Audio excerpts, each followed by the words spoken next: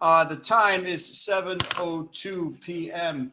and the date, double checking, is February 8th, 2021, and this is the East Lyme Inland Wetlands Agency special meeting, which is also being taking place at our regular meeting date as published on our agenda, agreed to agenda last meeting.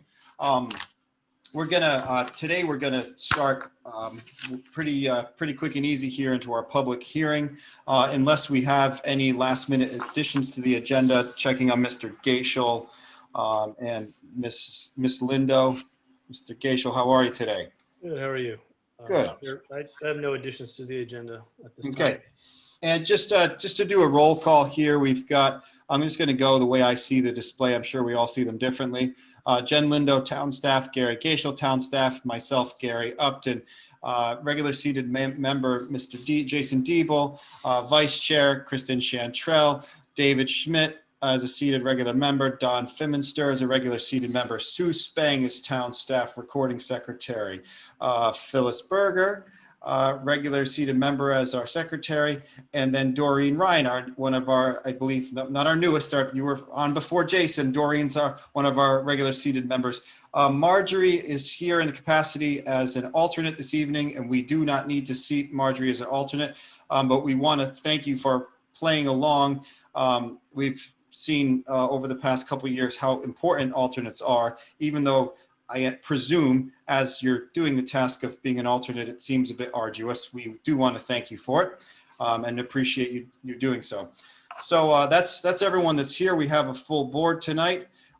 So item number one, Mr. Gaishel reports he didn't have anything to add. Moving on to item number two is our public hearing.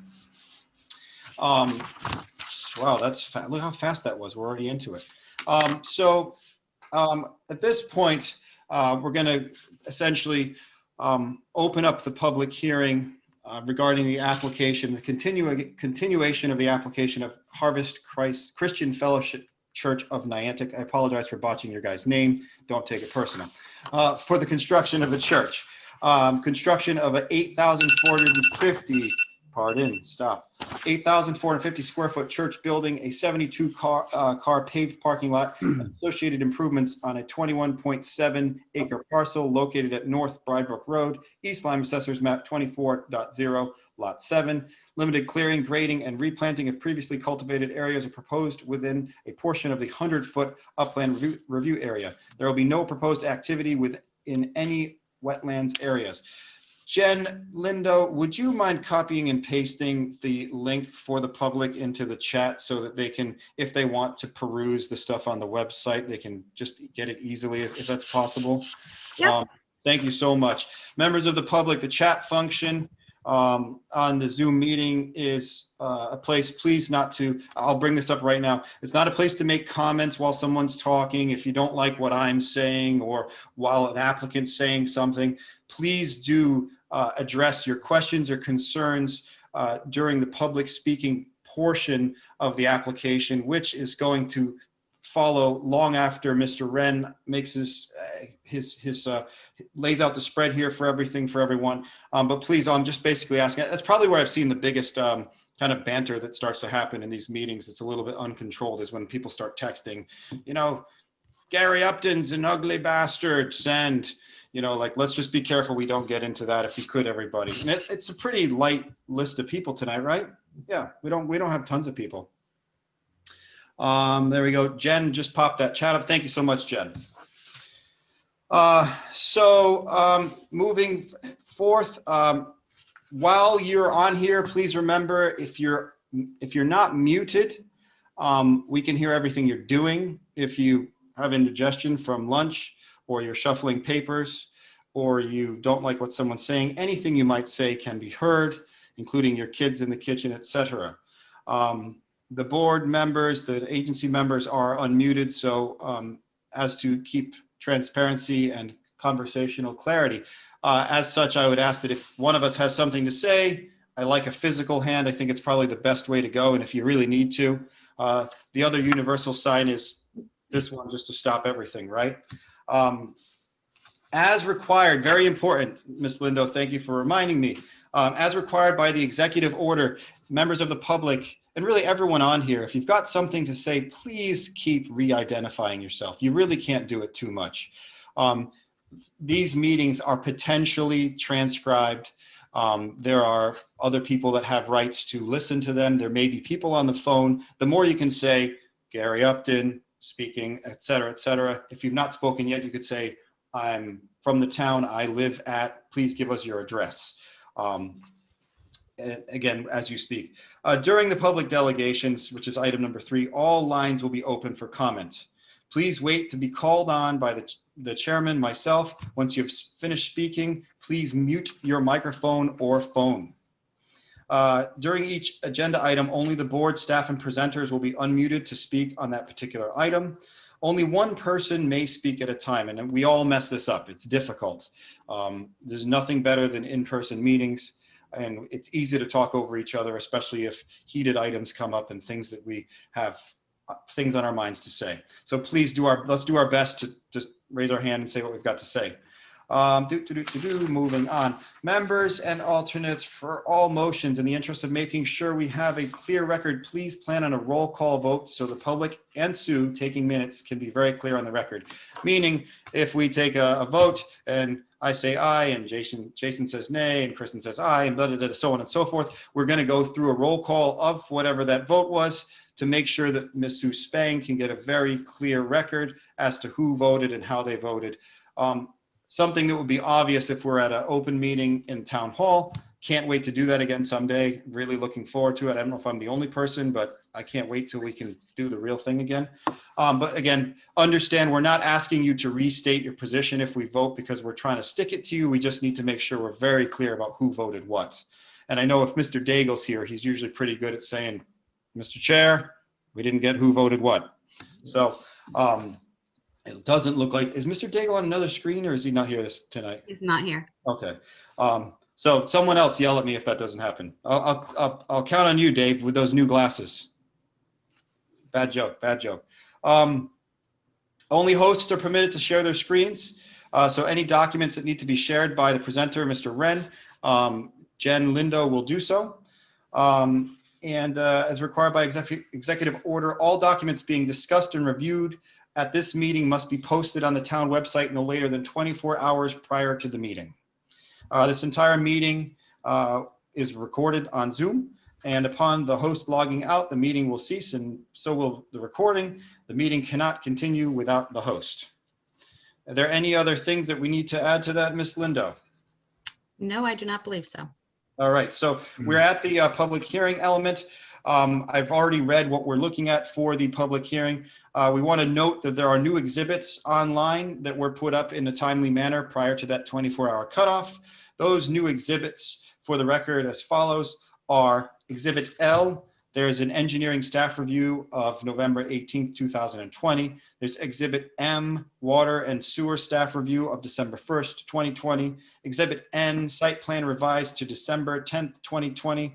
Exhibit O, staff review of town engineer Benny dated February 4th, 2021. And Exhibit P, a memo of Mr. Gary Gaishel, inland wetlands agent.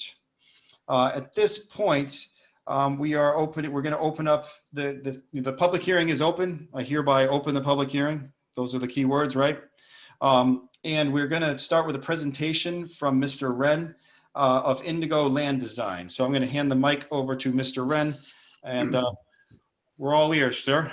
How are you tonight? Good evening, everyone. I'm well. Hopefully all of you are doing well too. If you remember, the public hearing, I believe, opened in November. Mm-hmm. And then the meeting in December was canceled, and then there wasn't a regular meeting in January, so we're here at the regular meeting in February. So the hearing was open, and we gave a very detailed presentation at that time and answered a lot of questions back and forth with the public at that time, as well as the commission. So there's really nothing new to add. The site plan is the same that you saw at the last meeting that was held. There haven't been any changes in that or anything. I would like to point your attention to that attachment O that Chairman Upton mentioned, the letter from the town engineer basically stating that there are no outstanding items and the applicant meets all the drainage provisions and implement LID features on the site for water quality and so forth, and there's nothing remaining outstanding. That's it in a nutshell. We could read it line by line if you want, but it is in the record for you to peruse, and it is on the website as well. So with that, really, if there's just any questions, I'm willing to entertain any of those questions. But last time, again, was very thorough, and we answered a lot of questions last time. So if there's anything remaining, we could certainly try to do our best. Mr. Wren, this is Jason Diebel. I just wanted to get a clarification. Did you say that it was O or P? I believe it was O. I think P is Gary's letter, Gary's draft resolution, I think, for wetlands. Attachment O, I believe, is Victor Benny's letter. Okay. Jen, if you want to pop that up on the screen just so everyone can see it. Sure can.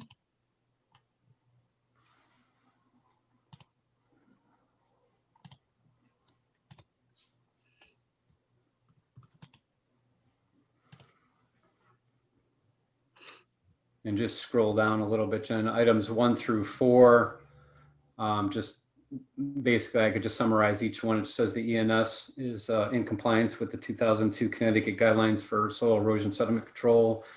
Number 2 states that Bride Brook, as you know, is an impaired water body. However, the construction notes, erosion sedimentation control plan, stormwater management basin maintenance plan provide the appropriate guidance regarding the measures necessary to provide protection from the adverse impacts of stormwater runoff.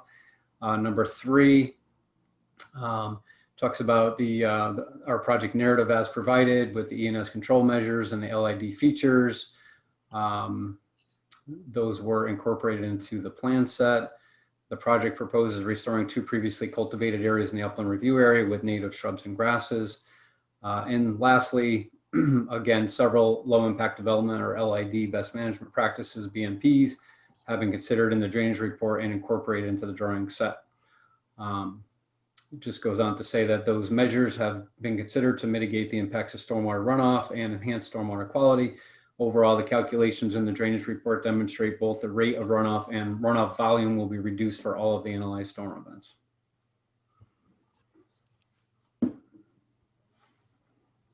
All right. Does anyone else have any questions? Jason, you're clear on what that was, right? You got it. Cool. And I threw a link directly just to that item in the chat section if anyone wants to drill down and take a look or waste some paper and print it. Cool. Thank you, Mr. Wren. Any other questions on any of the documentation that's been added in the line of Mr. Diebel? Do you have anything else? Okay.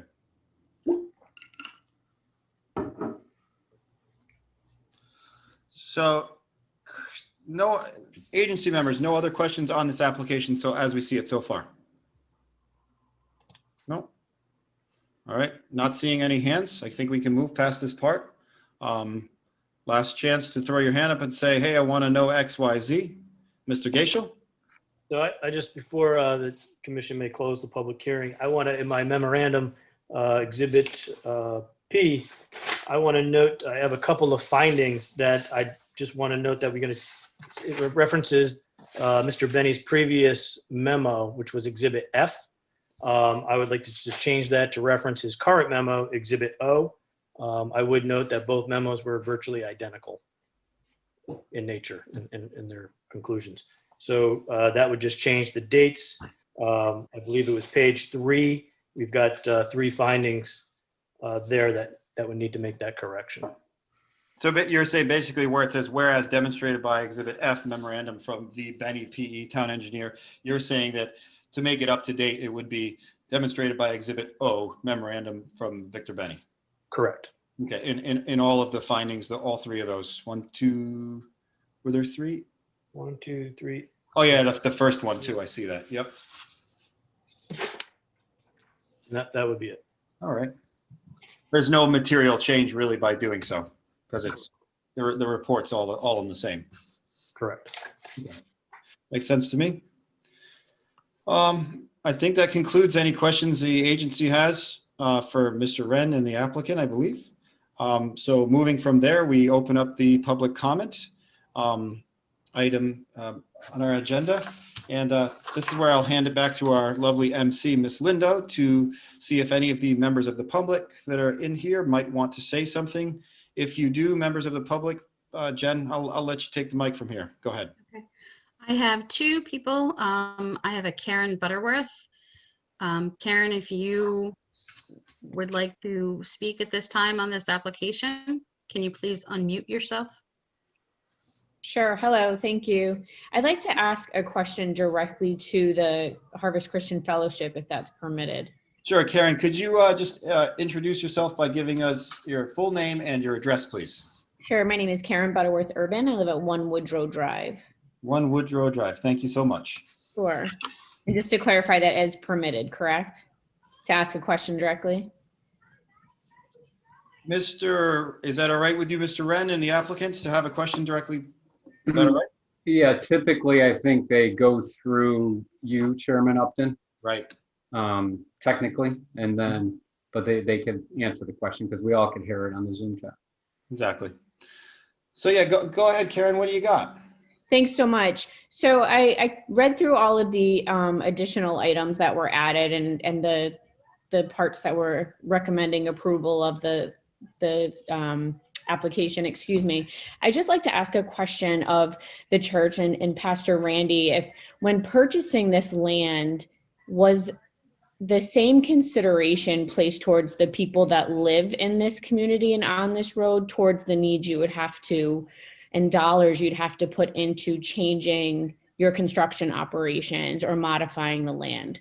Was there any regard for the people that you would be affecting as well as the land that you were building on? Right. And Karen, thank you for your question. And as a kind of a middleman mediator, obviously we want to be careful we're not too open-ended. Could you clarify what you're asking them so that we can understand how to technically answer this?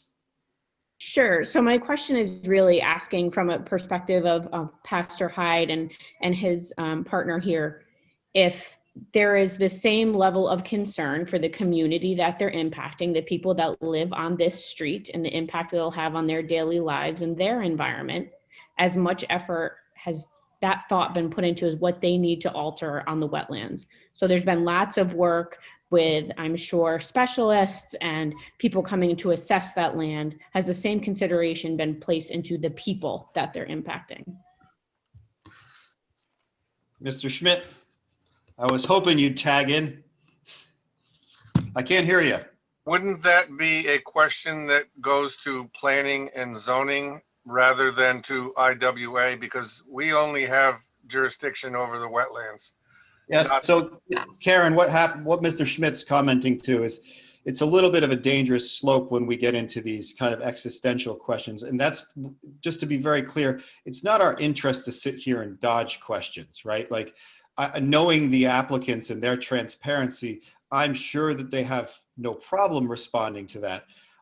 Their agent, Mr. Wren, would probably advise them not to get into the weeds about a conversation like that. But as the chairman of our agency, we really have to say it's not really within our scope to attack them about their consideration.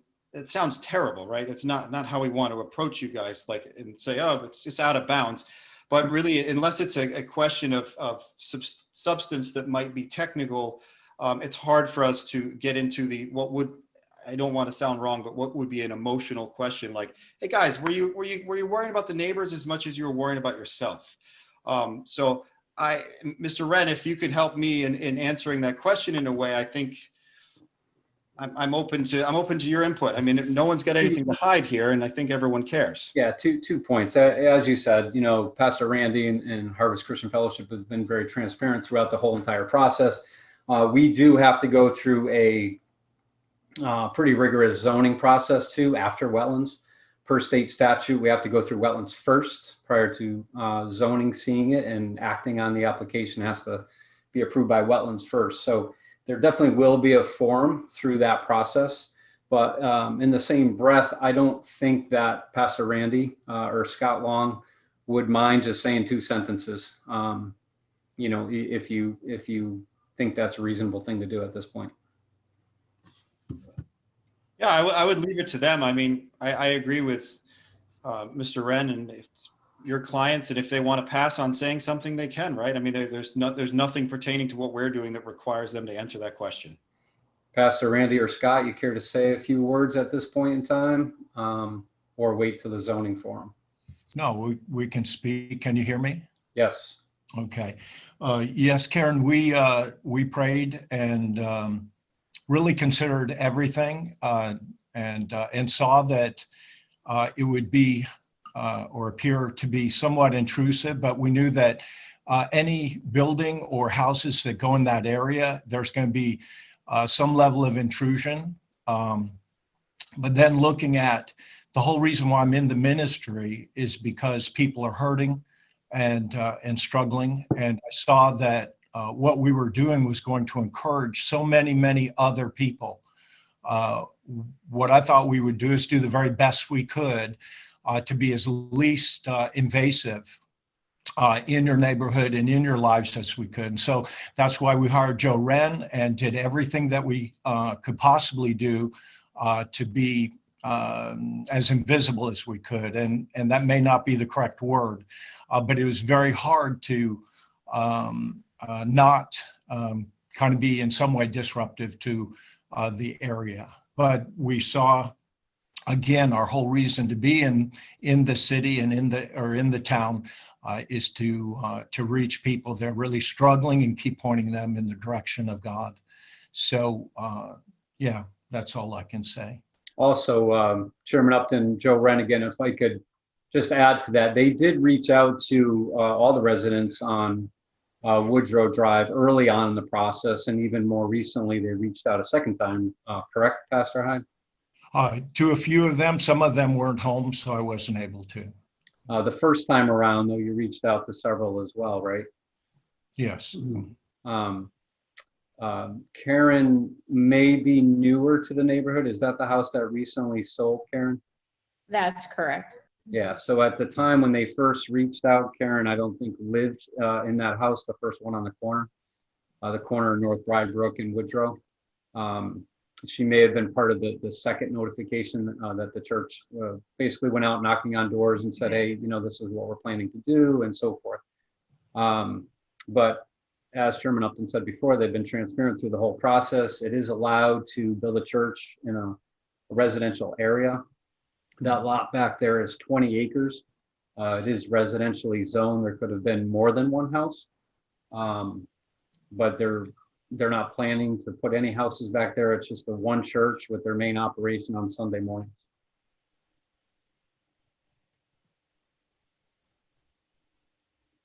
All right, Karen, does that at least, it gives an answer to your question. Pardon me, I shouldn't ask you. Do you have any other questions, Karen? No, I'll save them for planning and zoning. Thank you. Thank you, and I appreciate you understanding, how we have kind of a tight little funnel we have to work in here. Jen, did you have anyone else that wants to come in? I do have another person, Antonia, and I don't want to try and say your last name because I know I'm going to say it incorrectly. But if you would like to unmute yourself, if you have a comment for this portion of the meeting.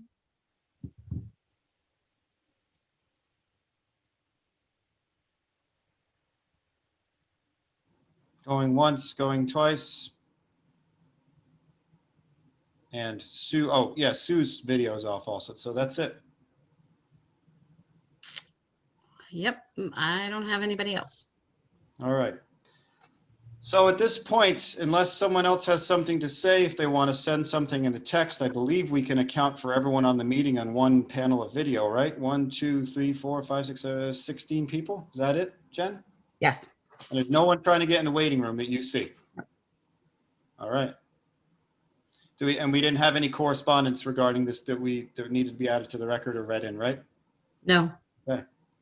All right. So at this point, I think if there's any other questions, comments, discussion that might happen in the agency, seeing as there's not and no other members of the public, I would wonder if I would hear a motion to conclude the public hearing about this application.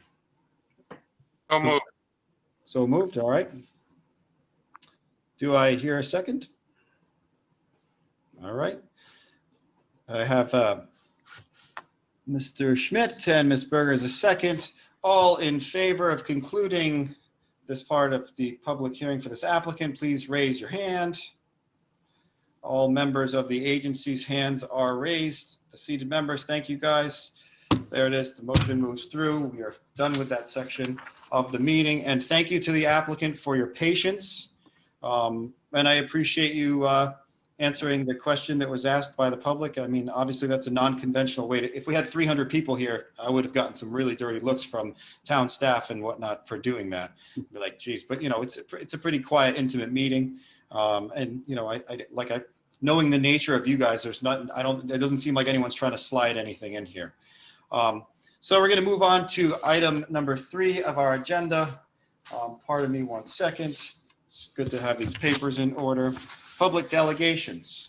Public delegation is the time when members of the public are invited to speak to the commission about certain matters. Issues or concerns related to approved wetland permits and in-house proposals or general topics of discussion are open to comment.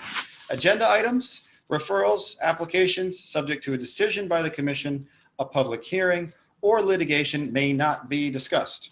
The members of the commission will not directly answer questions or make comment during delegations.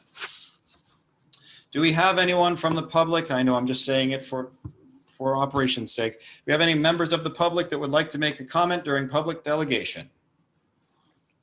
I'm going to check with Antonia one more time just to see if it's.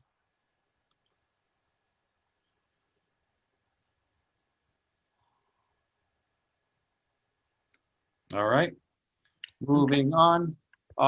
Assuming there are no members of the public, we're going to conclude the section of public delegations. Is that okay with everyone? Seems reasonable, right? We've got the acceptance of our minutes. We have meeting minutes of November 16th, 2020, our special meeting. Those that have had chance to review these minutes, do I hear a motion to approve the minutes as they are in the record? I have a hand from Mr. Fiminster and a second from anybody. All right, we've got seconds, thirds, fourths. All right, we have Mr. Schmidt. I'll go with. You're right next to Fiminster. All in favor of approving the November 16, 2020 special meeting minutes? We usually have a comment from our diligent Miss Berger. If she's caught any funny names or dates, it looks like she's good. So all in favor, all hands were up.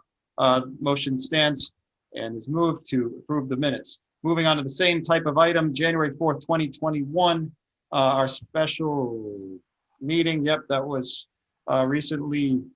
It seems so long ago, doesn't it? It's like COVID time. It just creeps. To approve do I hear a motion to approve the minutes from the January 4th, 2021? Do I have a motion? Yeah, by a show of hands, we're doing sign language tonight. I have a motion from our vice chair. It looks like we had a quick second there from Mr. Diebel. Is that okay, Mr. Diebel? Can I put that on you? All right. All in favor of approving those minutes? 1, 2, 3, 4, 5, 6. There we go. We're all in. Next, moving on to our ex officio report. We are going to say that there is no ex officio report because Mr. Daigle is not here this evening. Item number 6, new business. Mr. Gaishel, Patagonia Lake, East Lyme Patagonia Lake Association, care of Wendy J. Richardson, President, applicant, request for an extension of a permit 16-6, which expires on May 2nd, 2021, to perform hydro raking at or around Patagonia Lake and deposit the soils on adjacent properties. What say you, sir? So they submitted their request for an extension of the previously issued permit. We obviously cannot make a decision on this evening because it has to remain on the agenda for 15 days. That said, we can provide you prior to the next meeting all the pertinent materials from the previously issued permit for your review. The question here would be, would you want to go back to a public hearing or not, or does it need more discussion? Again, the permit was issued. They have the association has a long-term maintenance plan. At least they hope they can fulfill as best they can with the funding available. That said, I don't really see much change in it. I did receive over the course of 2020 several complaints about the hydro raking, that they turbidity curtain, or they float a curtain out that would hold all the plant debris as it floats on the surface of the water, so from spreading around the lake. I believe they had certain parameters within their permit to follow in regards to that turbidity curtain. And that was for specific times of the year. I guess you don't want this plant material floating because it will reroot, spread, etc. So that's really what I have to say on that matter at this time. Again, the remaining items I'll put into your up on the website for the next meeting, and you'll be able to review them. And we can decide then whether or not we need to either reissue this or not. Mr. Gaishel, what was the date of the original application? And if we don't know yet, we can just, you can say TBD and we'll look for that information next time. That's fine. I think that's fine. I don't mean to put you on the spot. Okay, I have the file with me. They've had several applications over the years for hydro raking. The last was March 11th, 2016. It was when they applied, and I believe it was approved on May 2nd of 2016. And the general intent is removal of invasives, or what are they? Correct. Okay. And there's been what looks like you're saying a history of this application being in and out for quite some time. Yeah, I mean, dating back as far back as 2005 and possibly early 2000s, they've been doing work out there and requesting permits for hydro raking. So this is an ongoing activity periodically. In terms of the application, they're allowed to come in and apply for an application. Once it's approved, it's valid for 5 years. Prior to the end of that 5-year period, they can request an extension of an additional 5 years. At the end of 10 years, they have to reapply altogether for a new permit. So this would be their first request for an extension. Okay, yeah, which they are statutorily entitled to, right? Correct. Is what you're saying. So, is there, when you say there's complaint, has that just been written correspondence to you at town hall kind of stuff? Yeah, via email. I investigated it. While I did see the hydro raker working, I didn't see material floating across the pond. And again, it was done during the winter, and I believe that at that time, the plant material is dormant. So the concept of the complaints is that what they're working on is being spread.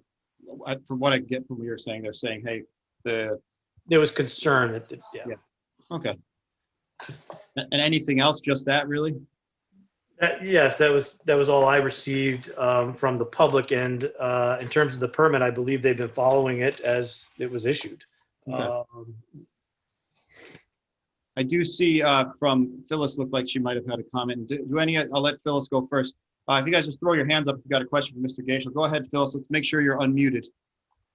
Jen, you got her, or there she is. So maybe Mr. Gaishel could look into alternatives to putting the material near the lake. I'm not sure how it works because I know we had it in our neighborhood, but I thought it had to be burned. Is that correct? DEP allows you to put the spoils on the adjacent property. Otherwise, it's a very exorbitant cost to transport the material to have it incinerated. So they basically put it on the bank, dewater it, and then the landowner has to take it and basically create mulch. But then you have seeds from whatever they're taking out of there that, in a heavy rain will probably drain back into the lake. That potential exists. I mean, we're kind of in a catch-22 where you have an association willing to pay for maintenance and work, yet we have the state who's saying you can't haul this stuff off unless you want to spend an arm and a leg. So if that's not a viable option for the association, the next best alternative is to do what DEEP allows you to do, and that's to store it on the bank. So it seems similar to the application that I'm not sure where it stands down in Giant's Neck, the one we had gone and looked at. Is that, that those phragmites and things that needed to get kind of dug out of there. And if I remember, once you dig that stuff out, unless you cover it and destroy it, it is pretty bloody invasive. It just finds its way to the new spots, right? It will come back typically, unless you treat it with herbicide or you excavate the top 2 feet of material. In regards to that Giant's Neck project, they're still working on drafting up their plans and getting their professionals in order. So that is, I think, moving forward, but slowly. Great. All right. Any other questions from anybody on this one? No? So, seeing none, we'll move on to the next item on the agenda. Item number 7, back to our friends over here at Harvest Christian Fellowship Church. We have the pending application, and got a lot of crickets at this point regarding this application. I'm going to read back in everything you've heard before. I apologize. This is the application of Harvest Christian Fellowship of Niantic for the construction of a church. Construction of an 8,450 square foot church building, 72-car paved parking lot, and associated improvements of 21.7 acre parcel located at North Bride Brook, East Lyme Assessors Map 24.0 Lot 7. Limited clearing, grading, and replanting of previously cultivated areas are proposed within a portion of a 100-foot upland review area. There will be no proposed activity within any wetlands areas.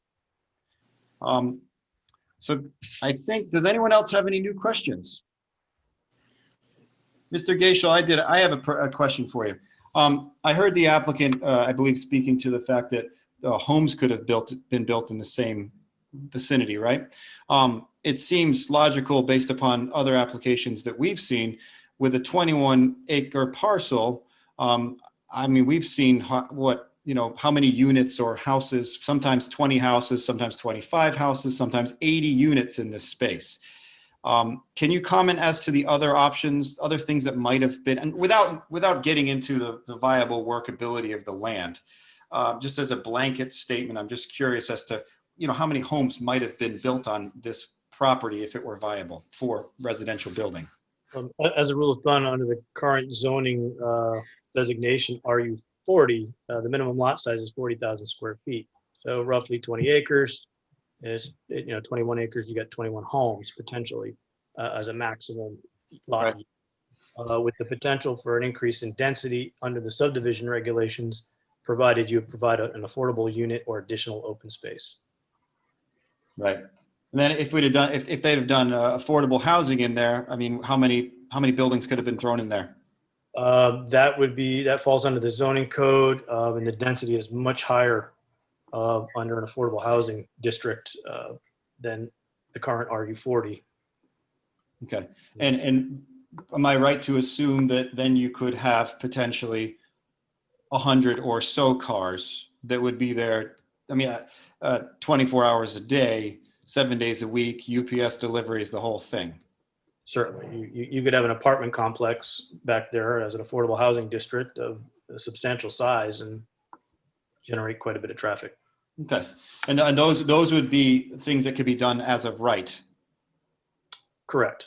Right. All right. So in regard to the affordable housing, obviously they have to go through a zone change and get zoning approval. Right. Assuming you cross those two hurdles. Yeah. In terms of subdivision, that is a permitted use by right. Well, but we have seen plenty of that in town. So from a perspective of wetlands impact and use, that's where my question's coming from. We have a church that it looks like wants to have fairly limited hours versus what may be or could have been for this parcel of land, 100 units with a car or two per unit, et cetera, et cetera. Is that a fair conclusion to draw?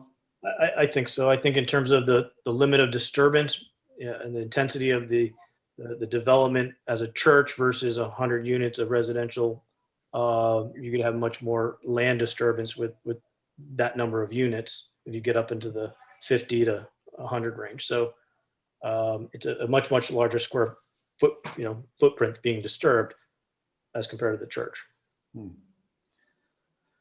Any other questions that I might be stimulating for any other members of the agency? No? Okay. Well, I think, do we have to wait, seeing as we've closed the public hearing, do we have a statutory time in which we have to wait for our vote? I believe we've been up on the agenda for eons now, right? So this, we can vote on this thing tonight. That's correct. You have 65 days to render a decision. You don't have to use any of it, or you can use all of it. But I did provide the agency with the memo, as you know, from the public hearing. There is a draft resolution. It's a place, a jumping off point. So feel free to use the language or modify it as you see fit.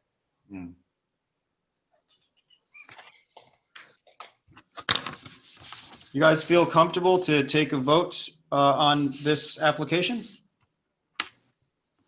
All right. To put it on the table, I would move approval based on Mr. Gaishel's exhibit. And there might be further discussion, but just to get it out on the table, I would move that we approve it. All right, so that's a motion? Yep. Yes, it is. Sue Spang, do you have that motion from Mr. Schmidt? I do. Thank you for verbalizing it. I appreciate that. And do I hear a second? I'll second it. All right, we have a second from Ms. Ryan, so the motion stands to go to vote. Doreen Ryan seconded the vote. Mr. Schmidt made the motion. Is there any further discussion, guys, before we get into Mr. Gaishel? Just, I would note in that resolution, there were a number of conditions or modifications. One particularly in a recommendation from the town engineer for a $15,000 erosion and sedimentation control bond. I think would be important to require. Mr. Gaishel, do you want to read the memo? Let's just put it, want to put it on the record just for a moment? Sure. Is that okay with you, Mr. Schmidt? I don't mean to jump on your motion, but let's just, in case someone's listening or this thing needs to get. No, that's why it's out there, so that people can comment and ask their questions before we take the final vote. Yep. Yeah, if you want to, there we go. Thanks, Jen. Perfect idea. Mr. Gaishel, if you don't mind bringing us through this is your writing, correct, sir? Yes, sir. All right, let's do this thing, if you guys don't mind. So I won't read through the whole first paragraph, but I'll start with condition 1. The erosion sedimentation control plan and recommended construction sequence shall be followed.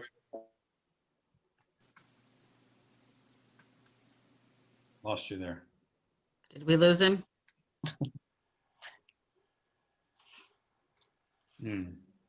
Those internets.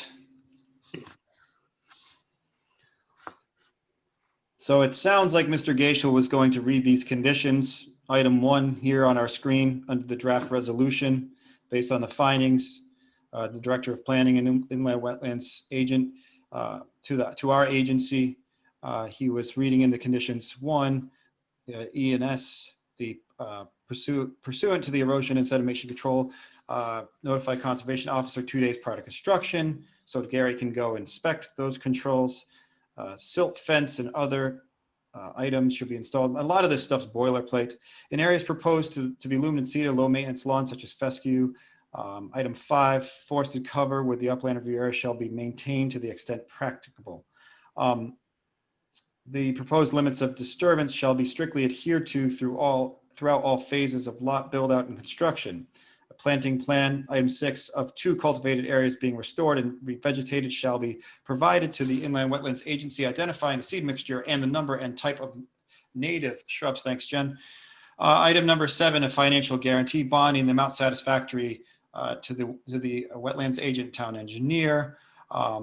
And they will get that back after it basically works, is what the wording says. As indicated in Exhibit L, memo from Victor Benny, dated November 13th, an erosion sedimentation control plan in the amount, control bond in the amount of $15,000 in a form satisfactory to our town and agency shall be posted. A copy of each inspection report for the stormwater management basin shall be furnished to the East Lyme Inland Wetlands agent within 7 days of conducting said inspection. That was item number 9. Any proposed additional work beyond this permit in the wetlands or watercourses of 300-foot upland review area, aka the regulated area, will require approval from the Inland Wetlands Agency or its certified agent. I'm sure the applicants understand what that means, and Mr. Wren understands what that means. Any changes to the site plan listed on this permit require notification to the Inland Wetlands agent and may require commission approval. A new plan will be given to agent before work begins. No site work shall commence until all applicable conditions are satisfied, and will notify the Inland Wetlands agent upon completion of all regulated activities for final inspection. This approval is specific to the site development plan submitted. Application for the church, I will say, for the construction of a church. located map 24, lot 76, East Lyme, dated September 8, 2020, revised through December 10th, 2020, prepared by Mr. Joe Wren, PE of Indigo Land Design, LLC. Any change or modification should be identified, so on and so forth. Jen, could you go, anything else big on there? It's our standard stuff we see from our Mr. Gaishel. Thank you to Mr. Gaishel if he's back and can hear us. If he's not, there he is. Those interweb, you got out of reading for a minute there. Uh-oh, he's muted. Oh, he's back as Jen Lindo. I know he's logged in as me. I love it. All right, You're muted though, Gary, you're muted. Do we have any further questions or discussion? There is a motion that stands from Mr. Schmidt, seconded by Doreen. At this time, unless someone's got a question, put your hands up, please. I'm going to just make a suggestion that Dave amend his motion to approve to include the 13 conditions in Gary's memo. I moved the, yes, well, I did say that the, as he presented it is what I was moving, so that covers it, but yes. Ms. Spang, do you understand the nature of what's, I understood Mr. Schmidt's motion to basically cite Mr. Gaishel's memo. Could you read to us what you understand the motion to mean? Yeah, I think he's just pointing to approve the application based on the memo from Gary Gaishel. Yep. So And all, Including the 13 comments in the draft resolution. all right. all right. So there we have it. We have a motion that stands. Is there any other discussion, folks? Nope. At this time, I'm going to take a vote from the top down, all in favor. And when I say top down, I just mean the sequence of our voters. In favor of this motion, please raise your hand if you are in favor of this motion. Myself, Gary Upton, Mr. Diebel, Kristen Chantrell, David Schmidt, Don Fimminster, and Phyllis Berger, and Doreen Ryan all have their hands raised in support of the approval of the church. Congratulations, team. Good job. Thanks for your presentation. We wish you the best of luck moving forth to planning and zoning. Thank you for your patience with our agency. I do feel that it is paid off, and we could only ask that all applicants be as kind and as patient as you guys were. Thank you very much. And thank you, Mr. Wren. Thank you very much. Have a good night and be well. All right, guys. So moving on from this section, if I might, if it's okay to go back, guys, I do see Mr. Daigle is here. If it would be okay with the agency, I'd like to go back to item number 5 to see if there's a report from Mr. Daigle. And if anyone's opposed, put your hand up. Looks like we're good. Oh, Kristen's opposed. She's drinking some water. I'm joking. Mr. Daigle, how are you, sir? Very good. Sorry for joining you late, but we had our first Board of Selectmen budget review meeting for the year tonight. Fun stuff. We just finished that up. So other than that, not really much that's the key going forward is where we are with the budget. So not much else to report. Public safety building is actually ahead of schedule right now. So looking forward to probably bringing that in a little early, but pending any questions from your committee agencies staff. That's all I had to share this evening. Thank you, Mr. Daigle. Good news to hear. I'm glad things are going well and is according to plan and better than planned. Good. That's great. Anyone have any questions or anything for Mr. Daigle? All right. So moving back on to item 8 of our agenda, old business. It appears we have none to discuss. Unless anyone else has something, or where's Mr. Gaishel? Nothing. He's not throwing his hand up. Moving forward to reports, Chairman's report. I don't have anything to report. I wanted to comment simply on our 300-foot upland review and kind of question where we stood on that in our regulations. But I believe, as can be indicated by the last application and Mr. Gaishel's notes, clearly that is operative and in place, and our regulations have been updated. And as such, Mr. Gaishel has been playing by that rule book, even as you can see in that writing. So really, my question is moot. So I would move on to item B of the Inland Wetlands Agent Report. Any administrative permits and commission issued permit comments that you have, sir? Oh, he's muted. Gary, you're on mute. Thank you. Sorry. I don't have any specific reports on administrative permits issues. I will put a list of that together for our next meeting because they are starting to add up with the increased upland review area. I will let you know that we had several rain events back in November, again in December, and another one in January earlier on that created where we had experienced an ENS issue over at the Gateway site. I've since charged them with doing an investigation of the downstream reaches of the Patagonia River. I received their report of that investigation today, so I'm reviewing that. I will forward a copy of that to the agency in advance of our next meeting. I don't believe there are any large sandbars or deposits based on that report within the stream channel.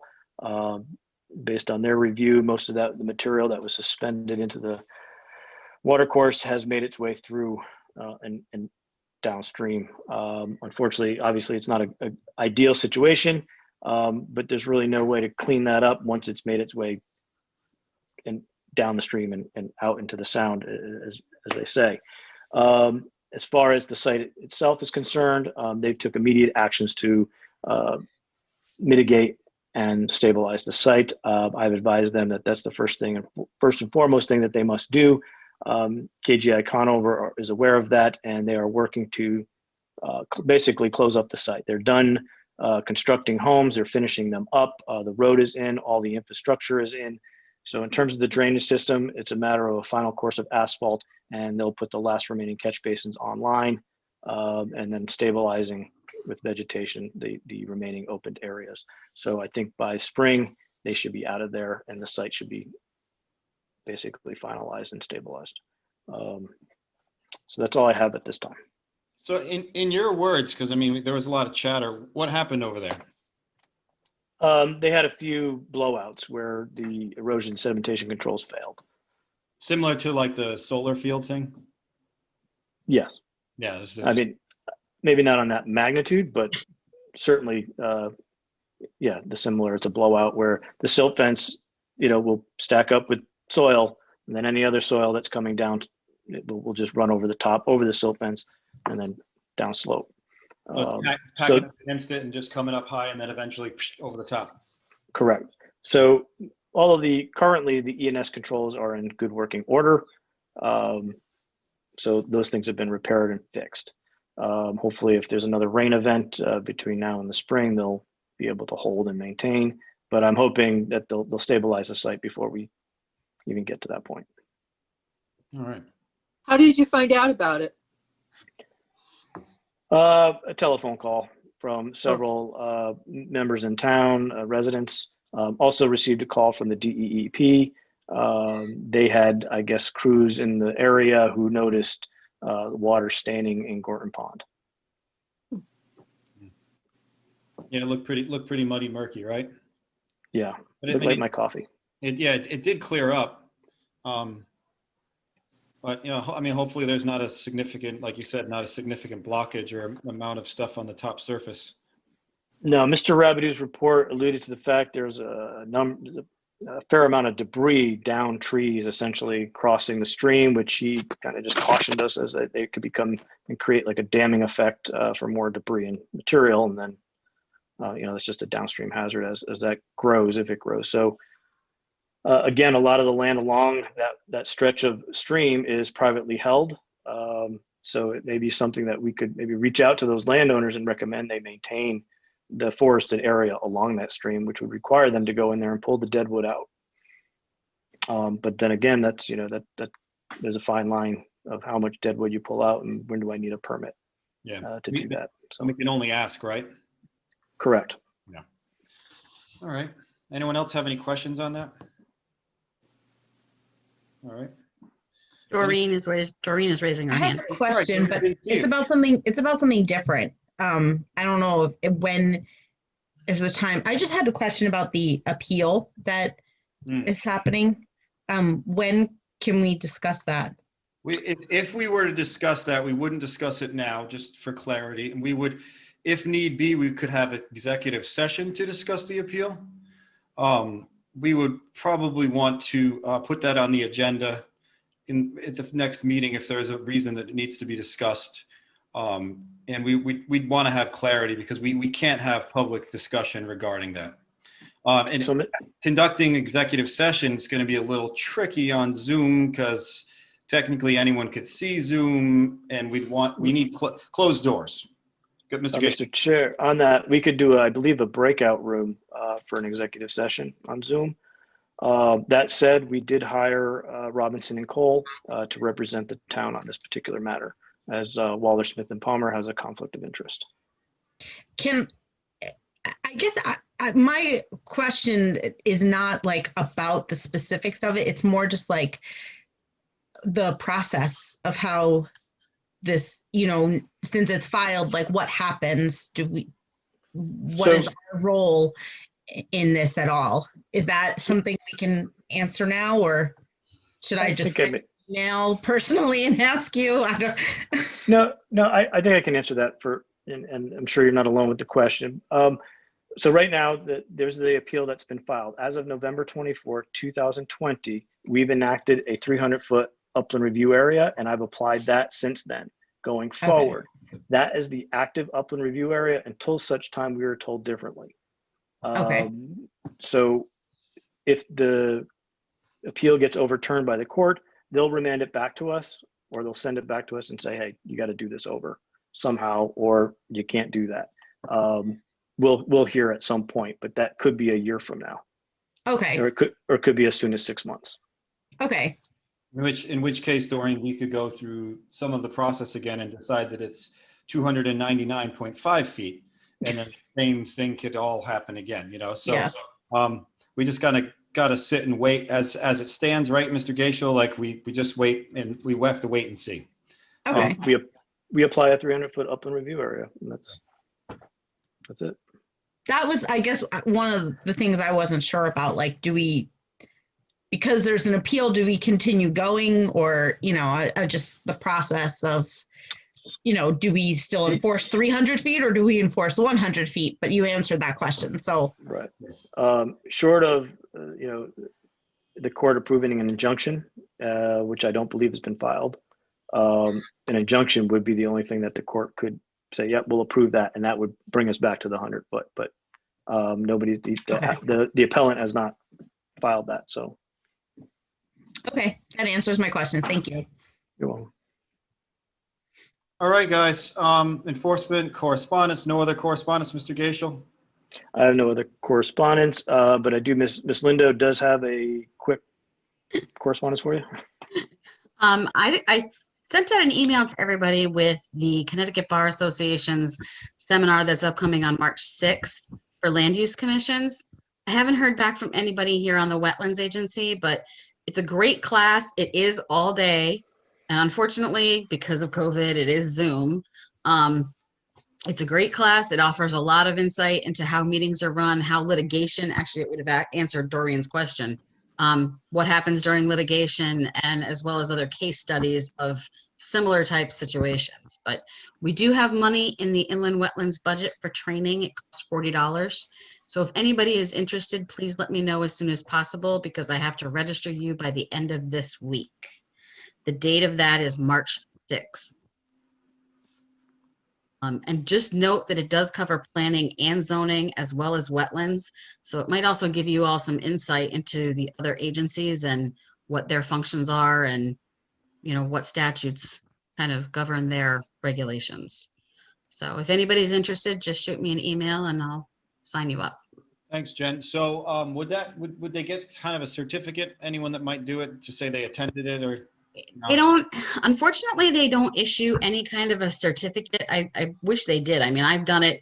It's every other year. So they don't hold this every year because it's a lot of work. They're going to mail you a book that is probably 3 to 4 inches thick of documentation that they don't go through everything, obviously, but it's the basis of what the class is about because it has different segments. It doesn't have a certificate, but I definitely recommend it. I took it when I was on planning and zoning in Salem. I took it through the town of East Lyme, just so I would be familiar with the more current planning and zoning case law. So but they send you a physical book? Oh yeah, it's a physical book. The reason that I have to get you registered by the end of this week is so that they have time between now and March 6th to ship out all of these printed materials to everybody. So, and I mean, I keep mine in a 3-ring binder on my desk, literally. Okay. So, All right. So, and it's March 6th. What time does it start? I believe it starts at 8:30. Okay. When you used to go to the class, it was nice because they fed you. They won't be doing that this time, obviously. That is what day of the You mean week? they don't send us a box lunch with the book? No, no. I'm pretty sure March 6th is a Saturday. It is. It's a Saturday. All right. Does anyone want to let Miss Lindo know right now they want to do it before we get off the horn? Pressure's on. Jen, sign me. have to- Jen. I do, Jennifer. Okay, Marjorie. I have to check with the boss upstairs. I was gonna say, I know everybody's gonna have to check schedules because I get that, especially people with kids. You're gonna have to check the schedule. I know. Yeah, I definitely want to do it. Even if at worst I jump in and out of the Zoom. So please, Yep. please put me on there. And Marjorie wants to do it too, right? Yeah. Well, the other thing is, if you look at the flyer, and you know what, I'll send it out again tomorrow. If you look at the flyer, there are different times for different subjects. So you can register for the class. Nobody's going to know if you're jumping in for the 10:30 thing or the 2:30 thing or whichever piece that you end up watching. You would still have all of that documentation from the entire thing. Yep. So I mean, keep that in mind. You don't necessarily have to commit to the entire day. Right. All right. Given that, you could put me down. I will attend part of it. I can't guarantee I will attend all of it, but Okay. if we can jump in and out and we get the reading materials, I think that's critical. Yeah, Yeah. that's what I'm thinking. And it looks like Kristen Chantrell's in too. So if a few of us just tackle different bits, at least we'll be dangerous enough to be armed with a little bit more information than we have right now, right? Yeah, the other thing you'll come out with is quite a few, if you keep track of who does the presenting, a lot of these people, I know that Shipman and Goodwin, and there's a couple of other law firms, they actually have parts of their websites that are dedicated to land use and updated information about what's going on in land use law and that kind of thing. It's just a good reference and a good resource. All And right. you could put me down too. Okay. So we got Doreen, Marjorie, David Schmidt, Kristen, and myself. Yep. There we go. So, any other stuff on that, guys? We good? Good. When is our next scheduled meeting, Jen? I like to, we've had less items tonight, so I'd like to stick to the way we did this back in the I'm old pretty days. sure it's March 8th. March 8th. All right, so everyone's got that item on their calendar. March 8th. March 8th, guys. And So if we happen to have a site walk before the March 8th meeting, it probably conflict with the March 6th. So maybe we could do the site walk the week before if needed. Mhm. Okay, thanks. Did So we we- lose? Oh, no, he's still there. Can we leave that TBD? Yeah, we technically, we've got 1, 2, 3, 4, 5, 6, yeah, 7, we're good. We'll leave that TBD Mhm. based upon what applications and such happen. Yeah, I don't think there's anything coming. Gary, are you aware of anything coming down the pike? I don't. You're muted. All right. I'm not aware of anything specific. I think there's a couple projects in the works, but they'll probably be long after March. Yeah. All right. Kristen, did you want to make a motion that happens, or do you mind? What do you think? I think we maybe just leave that on observation based upon what comes. Yeah. Yeah. All right. Anything else, anybody? Do I hear a motion to conclude this evening's meeting? Someone So moved. so moved. A second to that. There, A Ms. second, Phyllis. That was David Schmidt and Phyllis Berger. All in favor, raise of hands, please. Gary Upton, yes. Kristen Chantrell, yes. Mr. Schmidt, Mr. Finminster, Mrs. Berger, and Doreen Ryan, all are in favor to conclude tonight's meeting. Thanks, guys, for your efficiency. Again, congratulations to the church folk there, and look forward to seeing you guys soon. Everyone stay safe, and I think that's it.